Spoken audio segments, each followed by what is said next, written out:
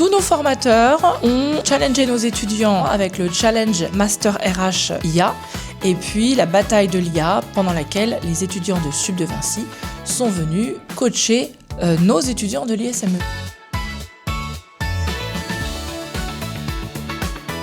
L'IA va prendre de plus en plus de place dans nos vies, personnelles comme professionnelles. Donc l'idée, c'était de professionnaliser nos étudiants, qu'ils apprennent à l'utiliser le mieux possible, avec un système de l'IA qui doit être l'assistant de nos étudiants et non pas l'inverse. J'interviens sur cette semaine-là pour sensibiliser les étudiants au SIRH. Forcément, quand on parle SIRH, on parle système d'information des ressources humaines informatisé. Donc, qui dit informatique dit intelligence artificielle. Ce qui est intéressant, c'est qu'on voit que c'est des technologies qui commencent à être adoptées d'un point de vue personnel. Donc forcément, on s'interroge du monde professionnel, qu'est-ce que ça peut donner ? On voit aussi un petit peu les limites, le côté légal de tout ça, les changements que ça amène dans les entreprises.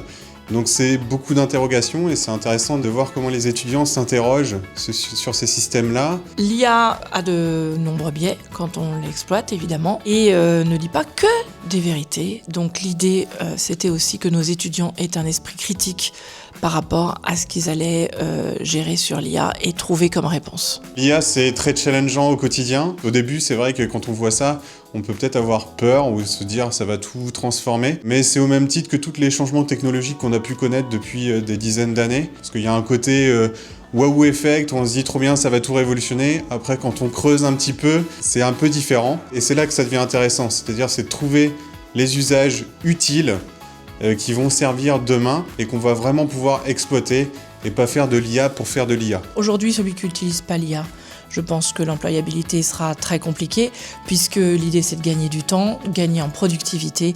Donc l'enjeu vraiment pour nos étudiants, c'est l'employabilité.